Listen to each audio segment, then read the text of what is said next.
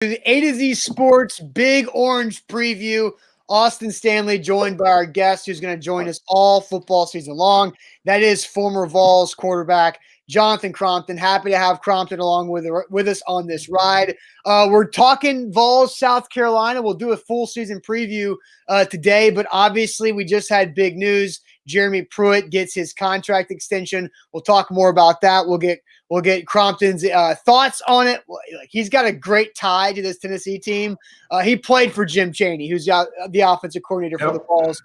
So a lot of great insight he'll be able to have on this Vols football season. What we're going to be doing this year is a halftime and a post-game show right here where you're watching us.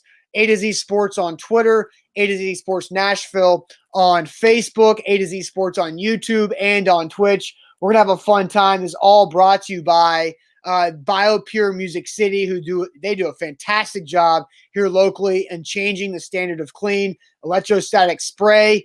It's going to be a great year for us staying clean, everybody staying healthy, killing germs this fall as we get closer and closer to flu season. But it's also going to be really, really fun. As Rob says in the comments, finally a guy with knowledge. So finally, it's not just me and Zach up here bitching back and forth about things that we never did, and we've got. Zach's not even here taking heat. Yes, but look, we're really excited to have Jonathan Crompton on board with us. This is gonna be a fun year of a guy who knows SEC football. And dude, that senior season you had was pretty sharp, especially under current OC Jim Chaney. So welcome in, man. Glad to have you along. I appreciate it, man. Thanks for the intro.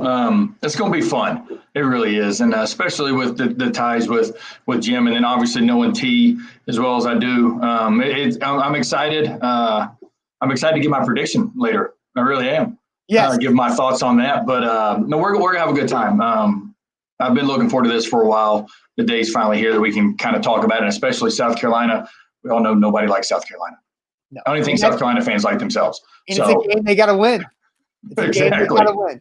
So we're going to run through. We'll talk about Jeremy Pruitt's contract extension. Crompton's got an idea about what Jim Chaney's going to do to help out Jaron Garantano this year as he's in year 5 of being the Vols quarterback. And then before we got to leave, we got to see how homer is Crompton going to go with this 10-game SEC schedule. I already gave my win-loss prediction yesterday on our morning show with Zach, but I'm curious to compare it to yours. So let's get this thing fired up, man. So let's do it. It happened less than an hour ago. I'm sitting around getting ready for this, and all of a sudden, boom, now Jeremy Pruitt gets a 2-year contract extension. So he is extended through the 2025 season. So he's got 4 more years after this year. He goes from $3.8 million that he'll make this season to next year having his salary being $4.2 million. He's 13-12. So it's not like he's actually been gangbusters out of the gates with winning a lot of football games, but the 6-game winning streak he went on to end last season was a big deal. How do you feel about the contract extension that Pruitt just got? I like it. I do. And here's a couple reasons why. First off, I got the notification about 30 seconds later, you text me. Yeah. I was like, okay, so it wasn't just a fake text that I got that said he got the extension. Here's a few reasons why I think it's a good thing. One, obviously we understand that nobody is safe in college sports. You can get fired at any time. But if you're a recruit's parent, and especially in a time like we're in right now with COVID, and you get an extension, same thing with Oklahoma, that shows stability. There's a few reasons why you go to Tennessee. Obviously tradition. Number 2, you're going for stability for a chance to play at the next level. Bottom line, when that happens, especially in a pandemic right now, awesome if you're a recruit and or recruit's family, because now you're seeing the commitment for down the road. Number 2, 13-12, I'm with you. But let's call it like it is. Look at Nick Saban. He went 6-6 in his first year. They had a better thing. How to say this? Alabama back then when Saban first got there had a better roster than Tennessee had that Pruitt inherited. So he had a quicker road to getting better recruits than Pruitt does. He's worked his tail off and got this staff in there to get the recruits to be able to build for the long haul. And I like where they're headed. I like the staff a lot. So I think this was a good extension for him. Yeah, and when I saw it, the first thing I thought about was recruiting because Phil Fulmer hired Jeremy Pruitt as the head coach because the guy knew how to recruit and has been recruiting SEC country for a decade. Because and Mike Leach gets hired at Mississippi State. And a couple of years ago, when Mike Leach was rumored to maybe get the job at Tennessee, I was texting a buddy who was saying that won't really work because he's never recruited hard in general. And he's definitely never recruited this area ever since he left Kentucky in the late 90s. But Jeremy Pruitt now can go tell every kid that he's currently recruiting for this recruiting class and next year's recruiting class that I will be the head coach, or at least I'm under contract to be the head coach for all 4 years of their career. And that's why it's so big, because like I said, going back to the parents, a lot of these kids, they're going to get starstruck anywhere they go take a visit, especially with the facilities nowadays. LSU, obviously Oregon. You see these facilities that are going up. I mean, it's absurd with just the stuff that is thrown in front of them. So any kid, when they go to any campus, they're like, oh my God, I want to go here. It's more so the parent. When the parent sees the longevity and the parent sees the commitment to the school and the community, that's what entices them. So that's going to help swing the kids to really want to go to Knoxville when they're from Hawaii or California or New York or Miami, instead of going to those more local schools. That's what it helps. You're showing the parent that I'm here for the long haul and I'm going to be here with my arm around your son through the good times and the bad. And we've seen, as Pruitt mentioned in the release that came out about the contract extension, Fulmer said that he and Pruitt were talking about this earlier in the year. They waited because of the pandemic to kind of find out what was going to happen.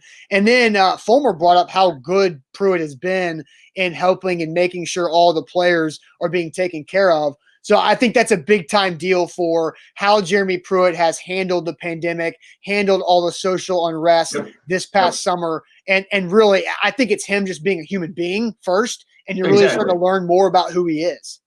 Well, and that's what I was saying about putting his arm around the kids, good times and bad. Dude, at the end of the day, the keyword kid. They are all young men. I went to college at 17. You know, I mean, that's what you're going to get with a lot of guys. They were kids younger than me in my signing class. You're going to get that. So you need somebody that is going to understand their kids. How do I get through to the kids?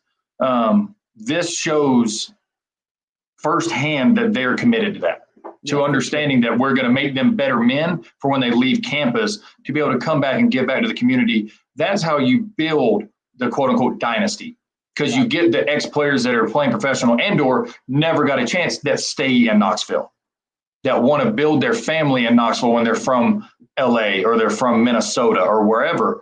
That's what this shows, is they're here to help these young men become better men, which in turn is going to give back to the community and the program later. So I think this is all around just a good thing. Yeah, for sure. So Dom asked, what are the terms again? Jeremy Pruitt gets a 2-year extension, so it's through 2025. After this season, it'll bump up from $3.8 million to $4.2 million. So look, we're going to talk about a lot of things, and we got Jonathan Crompton, former Vols quarterback, with us. So Rob asked, I think it's appropriate to ask you this now because our viewers. I was reading that comment just now. Well, I know what you're about to say. Yeah, well, our viewers are getting to know you a little bit for the first time. You've been watching our show on Facebook for a couple of years now. But Rob asked, why did you choose Tennessee coming out of North Carolina? We don't have the time for the answer. I'll just say that. That's fine. But it was, you know what, at the end of the day, I could have went anywhere, and it was cool to be able to say that. And I say that with the most humble mindset because of the sacrifice my family made. But when I went, and I can tell you the moment, Mississippi State, I was a sophomore. My mom couldn't go to the game. It was me and my dad. We go into the locker room after the game, and Casey Clausen's there. And my dad goes, excuse my friends, where in the hell else would you want to be? And I was like, honestly, no. So I actually committed at that point silently. Really? Then the famous, I can beat Georgia with one hand tied behind my back comment. Yeah, right. We were at that game, pregame. Physically could see the top of the stadium doing this. Yeah, nuts. Just unreal atmosphere. I looked at my dad and I looked at my mom and said, I know we can go anywhere in the country. Why would I want to go anywhere else? Mm-hmm. You go down the Vol walk and you see it. There's just something, I get goosebumps thinking about it. There's just something different about it. Yeah. And so I can't really put my finger on one thing, but I always go back to those two moments.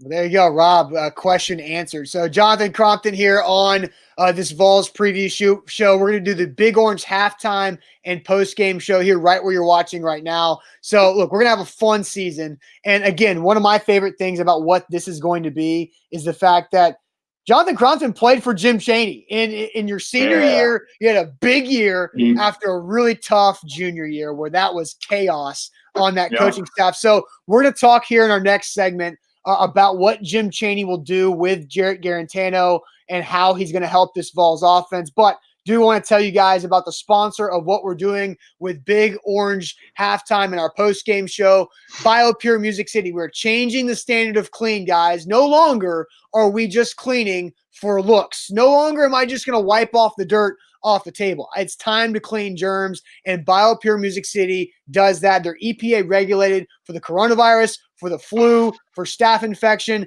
And if you want them to come by your home or your office or your place of work, they can do that. It's quick and easy. It's in and out. The electrostatic spray, they can spray down your electronics. It's also safe for your pets, which is big in my house for sure. So BioPure Music City, there's their phone number right there on the screen, 615-635-0555. So very thankful to have them here on the show. So, Crompton, going to ask you, Jim Chaney. I got to do one thing. Zach Goodman. Yes. What's up, man? First off, no, I'm not drunk. But just for that comment, you owe me a beer sometime. Do you know Zach Goodman? Nope. Okay, I'm just checking. You never know. No idea. But you know what? Zach, I'm calling you out right now. You owe me a beer. And I want a good, strong IPA, and I'm going to make sure it costs about $9.50, but I want my beer. Hey, maybe we'll be enjoying some post-game beers later on this season. There you go. That's the goal here. A to Z Sports.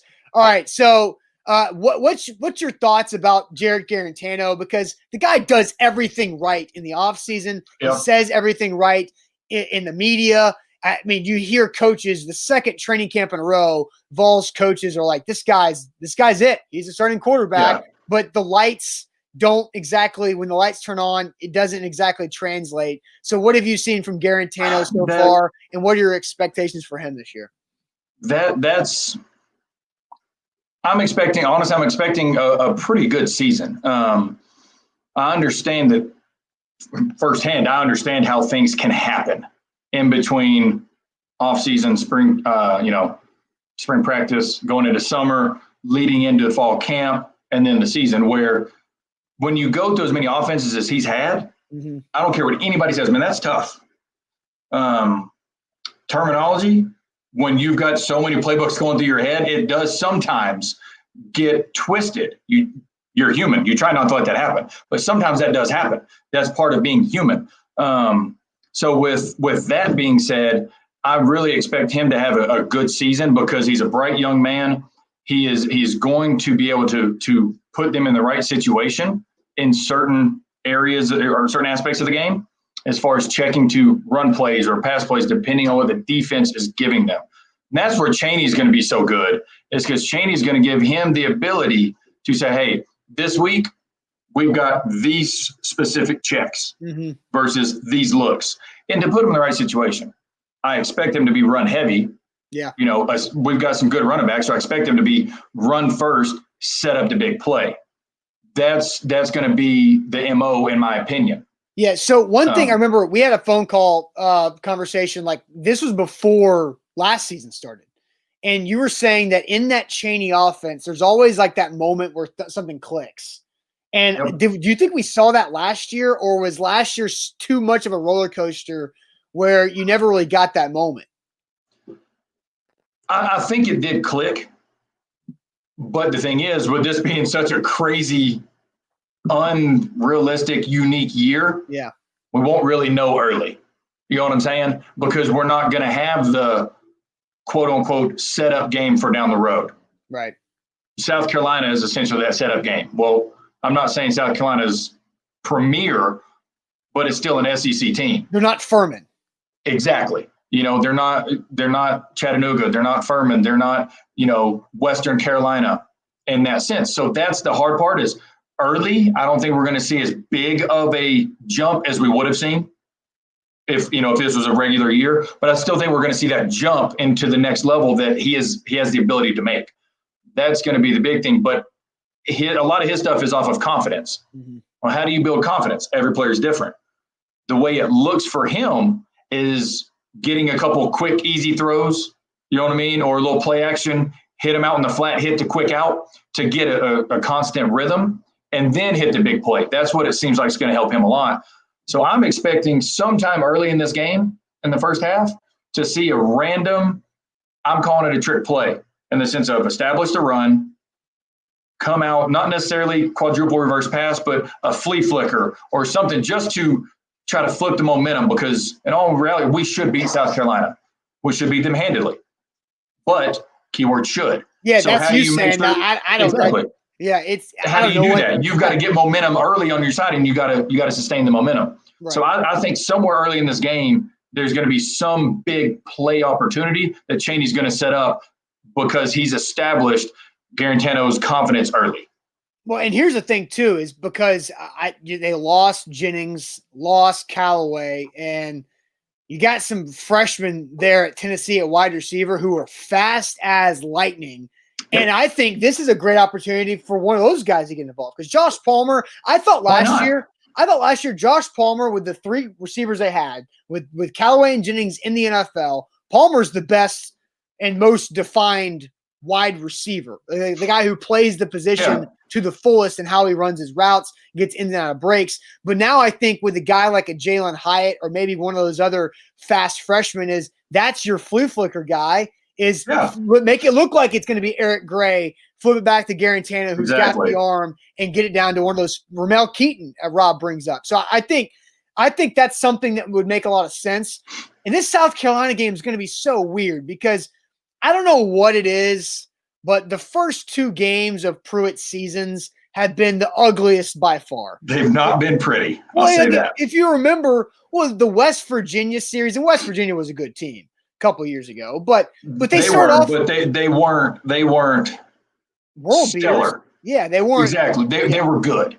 Right, but then like that first drive for the Vols offense, what was it, like negative 12 yards because like there was snaps going everywhere. It was awful. And then last year, I think it was Chandler on a swing pass, just fumbled it or basically turned it into an interception right to the Georgia State defense. So they've got to be able to figure out how to start smooth and just at least punt the damn ball on the first series instead of turning it over. And that's why I go back to how I'm saying I think that Chaney sets up some confidence with just quick, easy throws. Some quick game, slant flat, easy concept, maybe just singling up Palmer one-on-one and throwing a hitch. Why not? Just to get some rhythm early because, like you said, first two games have not been friendly to them ever.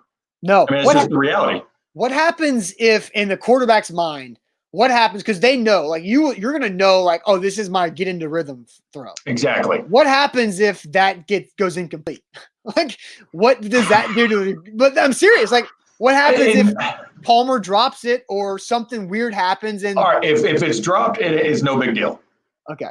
All right, or for the quarterback. The quarterback, obviously.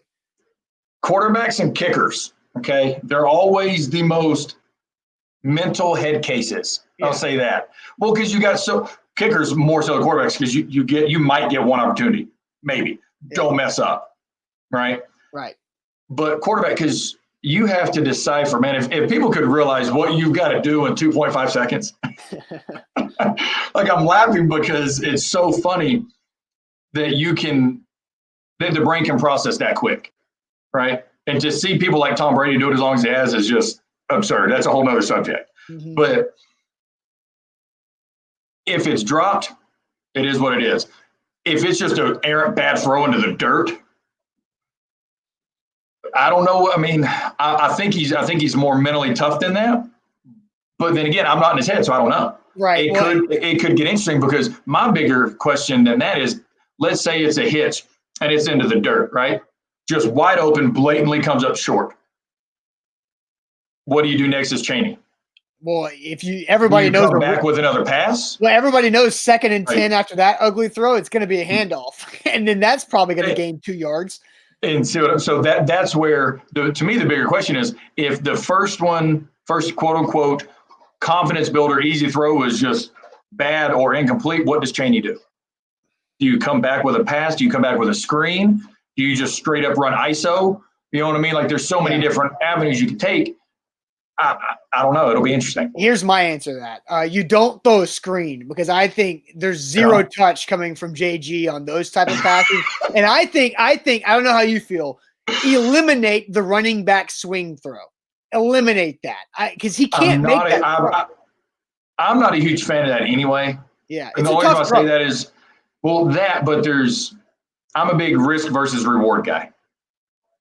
The risk of throwing that pass versus the reward percentage-wise is not necessarily that great, typically. Right. That's the reason why I'm not a big fan. Yes, they work, obviously. But if I'm the OC, it's not in my repertoire. Yeah, he hasn't been able to complete that over the course of his Vols career for sure. All right, Jonathan Crompton here with us, Vols preview show. This is going to be the setup for the Big Orange halftime and post-game show. We're going to have a hell of a season with us and you guys reacting to halftime. Yeah, it's going to be so much fun.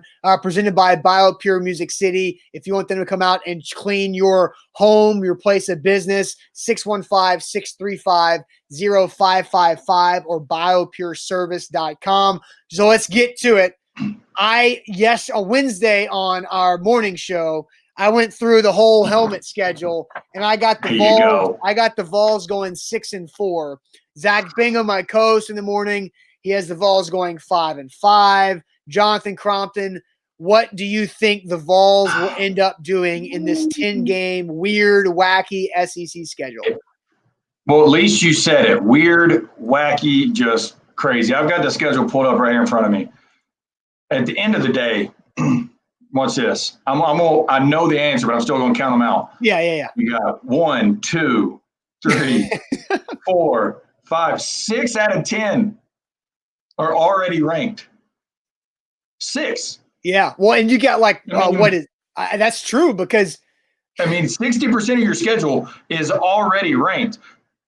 Let's call it like it is. You know it's a tough schedule when Kentucky's ranked. That's nothing again. There's no disrespect to Kentucky because what Kentucky has done in the past 6, 7, 8 years has been unprecedented for Kentucky, and they've done a phenomenal job. Well, 5 or top 10. 5 or top 10. That's where I was going next. Yeah. So it's going to be tough. I got 7-3 though. 7-3. So I had 6-4. So I'm waiting on Zach's response on this. Yeah, I don't know what Zach's doing. Zach's afternoons are up to Zach. I don't. So I don't know what. This will be fun for me. But yes, here's my reasoning. I'm going with how you guys said. We got 5 that are should wins. Yeah, you should win those games. Right. My 6th, I'm calling it early. I'm calling Georgia. Okay. I'm calling it not because I think we're better than Georgia right off the bat.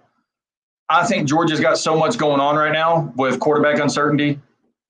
If they end up having to start this true freshman, which is looking like you don't know how he's going to respond. Nobody does. Mm-hmm. Let's say he goes out there against Arkansas and doesn't play well. What do? You don't have an answer. We got them week 3. We got them early enough that there still could be enough uncertainty that we can pull that off. So I'm calling upset against Georgia. And Georgia also, you mentioned the Arkansas game week 1, that Georgia week 2 has Auburn. And Auburn's a strong physical team. So Josh Martin says, keep talking dirty to me, JC. about upsetting Georgia. Well, I think this one's going to make everybody happy. Okay. You guys touched on this before. There's been one other time in the history of Tennessee football ever. I think everybody knows where I'm going now. Yep. But I'm going to take it a step further. Obviously, everybody understands the first reason why. U.S. tragedy, 9/11. Right. Well, now we're in a world pandemic, and we have to get them last. We take down Florida December 5th. We go 7-3. Win our 5 we're supposed to. Take down Georgia and Florida. It's a hell of a year. Oh, that would be – Butch Jones wishes he did that. Butch Jones was supposed to do this in 2016. And another thing that I will say is I almost did this, but I didn't want to stretch it too far. Okay? because I'm a high risk, high reward guy. Screw it. Don't care. That's how I live my life. Okay. I'm disagreeing with you guys. I don't think Alabama goes undefeated. I don't like the quarterback uncertainty. I'm not sold on their quarterback play, even from the 4 games last year. I think Alabama slips a few times. I don't think they're going to be on their high horse anymore. Could be wrong, but that's my gut feeling. I truly think that we are close to squeaking that one out as well. I think we lose it, but I think that we come within a score of winning that game as well. So I almost went 8-2 just to be that guy. Well, I will say this. Ramon Foster, former Vol, went on Buck Rising's podcast on the A to Z Sports Podcast Network, and Ramon Foster went 8-2. Like, see, I don't know what it is with you guys. Yes. Well, no, and like I said, I don't think we win the Alabama game. I don't, but I think we're close to squeaking that one out because I'm not sold on. Every team goes through the quarterback. I don't care who you are. Yeah. That's just the reality of football, right? Yep. Their uncertainty at quarterback position is a little better than Georgia's because he has some game experience, but I'm not saying it's much better. Well, the thing with Alabama, not much better. The thing with Alabama is Mac Jones does have that experience from Tua getting hurt, so they benefit from Tua's injury last year. He's not going to win you the game, and Alabama in the past 4 or 5 years has had a guy that will win you the game. Yeah, but they still got Smith. They still got Waddle. They got big boys up front. You got to get it to them now. That's true. I believe. So I'm going to go now deeper to say I think with our defense and the philosophy that we're going to be able to run, we get to Jones early, and I don't think he can. I don't think he gets it down the field to Waddle and those guys. Well, and Pruitt did a good job. Now, like I said, I still think we lose. Yeah. So you're not going. I think we're on that. I think we're on that verge, and that's why this year's so cool and unique as well. That it really. What do you got to lose? Yeah, no, you're right. What you have 0 to lose this year, so you're going to see a lot of teams, and I think including us playing a lot of young guys because it doesn't matter. It's a free year. Mm-hmm. Screw it, play them. See what they can do for next year when it counts. So this, and for all intents and purposes, is a glorified SEC 10 spring games. So you are sweeping the SEC East for the Vols this year. I don't even know the last time. I got my Apple Watch band. I'm going to be the homer today. Let's do this. I don't even know the last time the Vols went undefeated in the SEC East. You know, it was 2001 maybe? And what did I say about 01? It was a U.S. tragedy. I know what the. But who was last? Florida. History has a somehow history always repeats itself. Yeah, but 19 years is a weird thing for that to happen. It is. If it was a 20-year mark, then that feels like it lines up to happen. But stop trying to discredit me. All right. No, I got a good feeling. We'll say that. I like the track we're on. I really do. And then today, just getting that extension, that's just even bigger for down the road with recruiting. Yeah. But the biggest factor that I didn't touch on that I think is going to help Garantano the most, T. Martin's experience with developing wide receivers, teaching them how to run the routes properly, why to be where they're at during the route, how to manipulate the defender to get that extra foot of separation to help your quarterback. That's where we're going to make, in my opinion, we're going to make that stride with him and Chaney working together. I'm going to tell you, if I'm a recruit's family and I see, and he's playing anymore on offense, and I see those 2 guys on the same staff, much less Winky, where do you sign the papers? It's a good staff. It's a staff that's got name. It's a staff that's resume strong. So, all right, Jonathan Compton, we're going to be doing this every Thursday at the same time, 1 Central, 2 Eastern. We're going to do a quick preview of the upcoming game, and then, of course, the Big Orange halftime and the Big Orange post-game show. We're going to have a lot of fun this season, that's for sure. We're off to a good start, I think. Quote of the day. Yeah? By Rob. Can't hold anything back, Dan. No, that's right. Water boy, let's do this. All right, guys. Thanks for watching. Jonathan Crompton, new to the A to Z team. We're excited about this fall. Thanks, guys, for watching. It's going to be fun, guys. See you guys Saturday for halftime.